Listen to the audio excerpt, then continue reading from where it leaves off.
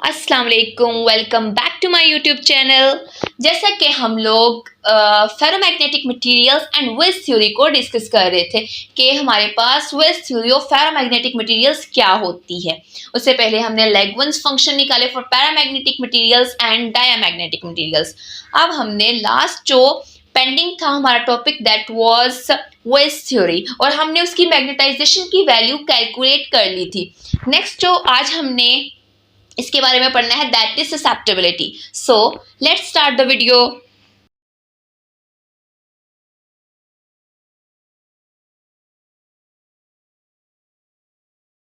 So what is susceptibility?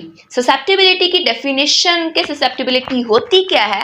That is कि अगर हमने एक एक्सटर्नल मैग्नेटिक फील्ड अप्लाई की है और हमारा जो मैग्नेटिक मटेरियल है वो उस अप्लाइड मैग्नेटिक फील्ड में कितना मैग्नेटाइज हो रहा है, इसको जब हम मेजर करते हैं तो उसको कहते हैं susceptibility. Means measure of a magnetic material that how much it is magnetized in an external magnetic field is called susceptibility. So very simple definition कि हम लोग सिर्फ इस बात से याद रख सकते हैं कि जब एक अप्लाई की फील्ड उसमें हमारा मटेरियल कितना मैग्नेटाइज हुआ, इस चीज को जब हम मेजर करते हैं हम उसे ससेप्टिबिलिटी कह देते हैं।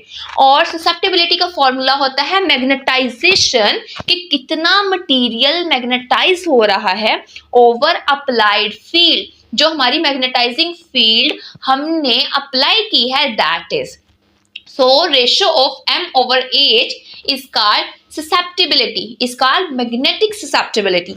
तो हमारे पास ये लास्ट लेक्चर में हमने मैग्नेटाइजेशन की वैल्यू निकाल रही थी। इस वैल्यू में हम क्या करेंगे, सिंपली h के साथ अगर डिवाइड कर देते हैं, सिंपली हमारी इक्वेशन जो 6 थी उसके साथ हमने h पे डिवाइड किया तो हमारे पास जो टर्म आएगी ये आ जाएगी। h के साथ कैंसिल हो जाता है और हमारे पास ये टर्म आ जाती है। और m over h हम पहले क्लैरिफाई कर चुके हैं दैट इज मैग्नेटिक ससेप्टिबिलिटी। ये हमारे पास होती है मैग्नेटिक ससेप्टिबिलिटी। ओके, सो अब मैग्नेटिक ससेप्टिबिलिटी हमारे पास आ गई। अब नेक्स्ट स्टेप हमने क्या करना है कि यहाँ पे हमारे पास एक 3k की टर्म आ रही है। ये 3k को हमने बाहर कॉमन ले लेना है। जब 3k हमने कॉमन लिया तो यहाँ पे हमारे पास बचेगा t, और दूसरी जो माइनस के बाद टर्म है उसमें 3k जो है वो डिवाइड हो जाएगा। सो डिनोमिनेटर में सिर्फ हमने 3k को कॉमन ले लिया एंड हमारे पास जो टर्म बनी वो ये थी अरेंज करने के बाद। अब स्टेप बाय स्टेप हमने वैल्यूज को याद रखना है कि हम लोगों ने क्या किया। पहले m over h किया जो कि हमारे पास ससेप्टिबिलिटी की वैल्यू देता है। h हमारा डिवाइड होके एक h ऊपर जो होता है उसके साथ कट जाता है। देन हमने वहां से 3k कॉमन लिया और वैल्यू को अरेंज कर लिया। अब हमारे पास ये वाली जो टर्म बनी है ये हमारे पास एक कॉन्स्टेंट है। इसी तरह से ये वाली टर्म भी हमारे पास कॉन्स्टेंट है। इसको कॉन्स्टेंट को कहते हैं क्यूरी कॉन्स्टेंट या पैरी क्यूरी कॉन्स्टेंट। ये हमारे पास साइंटिस्ट था जिसने इसके बारे में हमें बताया था। तो हमारे पास जो ससेप्टिबिलिटी की वैल्यू आती है that is c over t minus c lambda. ये हमारे पास क्यूरी c जो है वो क्यूरी कांस्टेंट है। अब हम बात करते हैं क्यूरी टेम्परेचर की, कि क्यूरी टेम्परेचर हमारे पास एक्चुअली में है क्या चीज। अब हमने अपनी इक्वेशन लिखी, हमारे पास c लैम्डा है जिसको हम कहते हैं कि ये एक कांस्टेंट हमारे पास टेम्परेचर है, कांस्टेंट टर्म है। Tc हमने कहा जो कि हमारे पास क्यूरी टेम्परेचर है। सो हमारे पास जो मैग्नेटिक ससेप्टिबिलिटी की वैल्यू बनती है वो हमारे पास बचती है c over t minus tc। c lambda को हमने tc के बारे में बोला है कि वो हमारे पास क्या है, क्यूरी टेम्परेचर। अब क्यूरी टेम्परेचर हमारे पास एक्चुअली में है क्या टर्म, हमने बात की तो पेरी क्यूरी ने इस चीज को बताया कि क्यूरी टेम्परेचर हमारे पास फेरोमैग्नेटिक मटेरियल्स के साथ रिलेट करता है। क्योंकि पहले इससे हमने पैरामैग्नेटिक मटेरियल्स डिस्कस किए, उसके अलावा डायमैग्नेटिक मटेरियल्स को डिस्कस किया, लेकिन उसमें हमने एक ऐसी टर्म कोई भी नहीं पढ़ी कि जिसमें हमने क्यूरी टेम्परेचर के बारे में डिस्कस किया हो। सो क्यूरी टेम्परेचर फेरोमैग्नेटिक मटेरियल्स के साथ रिलेवेंट होता है। इसमें होता क्या है, ये वो टेम्परेचर है जब हमारे जो फेरोमैग्नेटिक मटेरियल्स है ना उनके जितनी भी डोमेन्स हैं सारी की सारी डोमेन्स डिसइंटीग्रेट हो जाती है। क्योंकि ये बात तो हमें पता है कि जब हमने किसी चीज पर टेम्परेचर अप्लाई करना है तो वो चीज में काइनेटिक एनर्जी इंक्रीज हो जाएगी, जिसकी वजह से डिसइंटीग्रेशन या रैंडमनेस क्रिएट हो जाती है, मतलब कि इरेगुलरिटी आ जाती है। बहुत ज़्यादा डिसऑर्डरनेस हो जाता है। तो इसमें भी सेम वही होता है कि जैसे हमारा टेम्परेचर इंक्रीज करता है, हमारी ऑब्वियसली मैग्नेटाइजेशन कम होगी। मीन्स क्या हुआ कि जो हमारी डोमेन्स अरेंज थी वो डिसअरेंज हो जाएंगी, मतलब डिसइंटीग्रेट हो जाएंगी। लेकिन हम बात करें फेरोमैग्नेटिक मटेरियल्स की, तो फेरोमैग्नेटिक मटेरियल्स में कुछ जो है वो अभी भी मैग्नेटाइजेशन की डायरेक्शन में एटम्स जो हैं वो अलाइन रह जाते हैं। तो जिसकी वजह से वो फेरोमैग्नेटिक मटेरियल्स तो नहीं रहे टेम्परेचर अप्लाई करने के बाद, लेकिन कुछ हद तक वीकली अट्रैक्ट हो रहे हैं अप्लाइड फील्ड के। इसलिए हम इसे पैरामैग्नेटिक मटेरियल्स कह देते हैं कि इस टाइम पे जो कि क्यूरी टेम्परेचर है, उस टाइम के बाद हमारे जो मटेरियल्स हैं फेरोमैग्नेटिक मटेरियल्स, वो खुद अपनी प्रॉपर्टीज लूज कर देते हैं और पैरामैग्नेटिक बिहेवियर शो करना स्टार्ट कर देते हैं। मीन्स के फेरोमैग्नेटिक मटेरियल्स जो है वो पैरामैग्नेटिक नेचर में कन्वर्ट हो गए। अब नेक्स्ट ये आता है कि क्यूरी टेम्परेचर और क्यूरी-वेल्स लॉ में हमने जो टर्म्स यूज किए, हम उन टर्म्स को एक्सप्लेन कर देते हैं कि हमारे पास magnetic susceptibility which is XM, ये हमारे पास होता है मैग्नेटाइजेशन के ओवर मैग्नेटाइजिंग फील्ड M/H के, जो कि हमने कैलकुलेट की तो हमारे पास उसका रिजल्ट बना CO/T - TC। अब ये हमारे पास है क्यूरी-वेल्स लॉ। तो अगर आपसे क्वेश्चन पूछ लिया जाए कि what is Curie-Wales law, so you can define it. आप इसको बता सकते हैं कि ये हमारे पास क्यूरी-वेल्स लॉ है और ये सिर्फ तब तक वैलिड है जब तक हमारा टेम्परेचर जो है वो क्यूरी टेम्परेचर से हाई होगा। अब ये किस तरह से, इसे हम आगे एक्सप्लेन करते हैं। XM हमारे पास ससेप्टिबिलिटी होती है फेरोमैग्नेटिक मटेरियल्स की, C क्यूरी कांस्टेंट, T हमारे पास है presented temperature, TC Curie temperature and M is the magnetization and H is the magnetizing field. अब हमने बात की कि प्रेजेंटेड टेम्परेचर जो है वो क्यूरी टेम्परेचर से ज्यादा होना चाहिए। अब क्यों होना चाहिए ज्यादा? देखिए, अगर हमारा टेम्परेचर जो है वो क्यूरी टेम्परेचर से कम होगा तो हमारी ससेप्टिबिलिटी की वैल्यू क्या आएगी? ससेप्टिबिलिटी जितना टेम्परेचर कम होगा, क्योंकि ससेप्टिबिलिटी टेम्परेचर के साथ इनवर्स रिलेशन में है, तो जितना टेम्परेचर हमारा कम होगा ससेप्टिबिलिटी की वैल्यू उतनी ज्यादा होगी, क्योंकि मैग्नेटाइजेशन उतनी ही ज्यादा होगी, मैग्नेटाइजेशन उस टाइम पे स्ट्रॉन्ग होगी। जब हमारी ससेप्टिबिलिटी ज्यादा है, इसका मतलब कि मटेरियल फेरोमैग्नेटिक बिहेवियर ही शो करेगा। अब हम हिस्टेरेसिस कर्व देखते हैं कि हमने B वर्सेस H जो है एक लूप बनाया, हिस्टेरेसिस लूप जिसे हम कहते हैं, हिस्टेरेसिस कर्व। B हमारे पास मैग्नेटिक इंडक्शन जिसे हम फ्लक्स डेंसिटी भी कहते हैं, और H हमारे पास मैग्नेटाइजिंग फील्ड या अप्लाइड फील्ड है। अब B यहाँ पे लैग्स कर रहा है, बिहाइंड है H के। Then transitions to paramagnetic nature, जब हमारा टेम्परेचर जो है वो क्यूरी टेम्परेचर से ज्यादा होगा, तो ये वो स्टेज है जब हमारे फेरोमैग्नेटिक बिहेवियर जो मटेरियल्स हैं वो पैरामैग्नेटिक बिहेवियर शो करना स्टार्ट कर देंगे। जैसे ही हमारा टेम्परेचर इंक्रीज होगा ससेप्टिबिलिटी डिक्रीज होगी और इस तरह से ये पैरामैग्नेटिक मटेरियल्स की रेंज में आ जाएंगे। अब हर फेरोमैग्नेटिक मटेरियल के लिए एक ऐसा टेम्परेचर होता है जब उसकी सारी की सारी डोमेन्स जो हैं वो डिसइंटीग्रेट हो जाती हैं और अपना फेरोमैग्नेटिक बिहेवियर जो है वो लूज करना स्टार्ट कर देती है।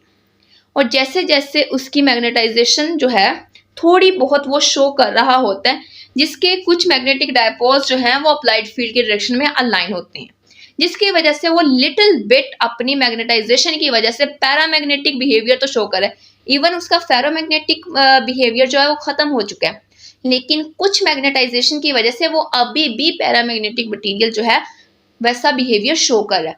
क्योंकि हमने पढ़ा था कि जो पैरामैग्नेटिक बिहेवियर होता है या पैरामैग्नेटिक मटेरियल्स होते हैं that is weekly attracted by magnetic field, ये टाइनी डायपोल के तौर पर बिहेव करते हैं। अब ये टेम्परेचर जो है जिस पे ये सारा कुछ हो रहा है उस टेम्परेचर को हमने कहा Curie temperature, that is denoted by TC।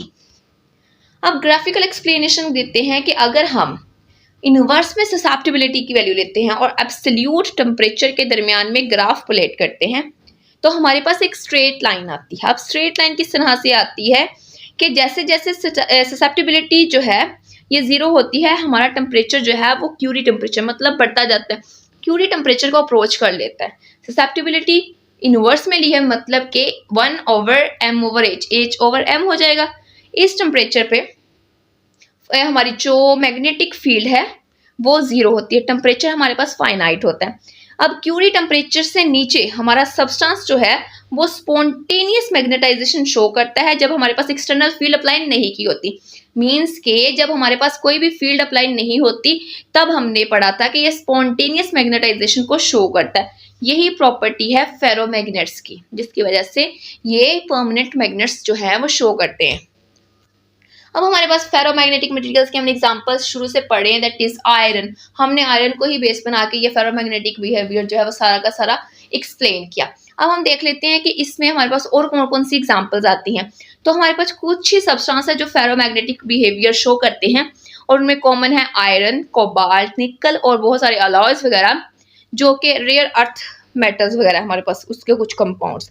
अब ये कहाँ पे यूज होते हैं ये मटेरियल्स? ये हमारे बहुत सारी इंडस्ट्रीज में और मॉडर्न टेक्नोलॉजीज में यूज होते हैं, लाइक इलेक्ट्रिक और इलेक्ट्रोमैकेनिकल डिवाइसेस में इस्तेमाल होते हैं। उसके अलावा electromagnets, electric Motors, generators, transformers और मैग्नेटिक स्टोरेज जैसे कि हमारी होगी टेप रिकॉर्डर्स या हार्ड डिस्क वगैरह, और non destructive testing of ferrous materials. तो इन सारी चीज़ों में ये हमारे पास फेरोमैग्नेटिक मटेरियल्स जो हैं वो यूज हो रहे हैं।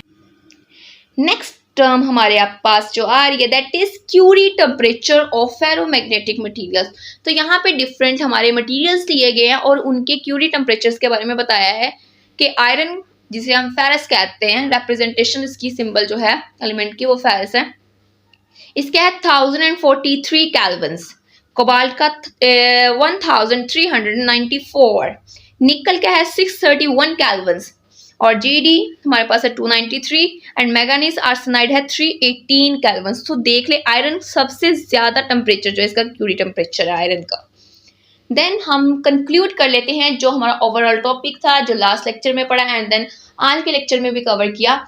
तो हम सारा कुछ एक दफा रिकॉल कर लेते हैं कि हमारे पास फेरोमैग्नेटिक मटेरियल्स में डोमेन्स होती हैं और हर डोमेन में हमारे पास मैग्नेटिक डायपोल मोमेंट्स होते हैं जो कि एक डायरेक्शन में अलाइन होते हैं, क्योंकि इसके जो हमारे पास आउटर मोस्ट शेल में होते हैं अनपेयर्ड इलेक्ट्रॉन्स और वो भी सेम डायरेक्शन में जो कि मैग्नेटिक डायपोल्स की तरह बिहेव कर रहे होते हैं। तो इस वजह से हम कहते हैं कि इसकी जो डोमेन होती है उसमें जितने भी मैग्नेटिक डायपोल मोमेंट्स होते हैं वो सारे के सारे एक डायरेक्शन में अलाइंड होते हैं। इसकी वजह से हमारे पास आती है spontaneous internal molecular magnetic field. अब इसकी जब हमारे पास एक्सटर्नल मैग्नेटिक फील्ड नहीं है तब इसकी भी मैग्नेटाइजेशन जो है वो जीरो होती है। लेकिन क्योंकि इसकी मैग्नेटाइजेशन इस वजह से जीरो होती है क्योंकि हर डोमेन की तो कोई ना कोई मैग्नेटिक फील्ड होती है, लेकिन ओवरऑल कोई एक डायरेक्शन में कोई दूसरी डायरेक्शन में, जिसकी वजह से वो एक दूसरे के इफेक्ट को कैंसिल कर देती है। नेक्स्ट जब हम एक्सटर्नल मैग्नेटिक फील्ड अप्लाई कर देते हैं तो सारी की सारी डोमेन्स जो हैं वो उस फील्ड की डायरेक्शन में अपने आप को अलाइन कर लेती हैं।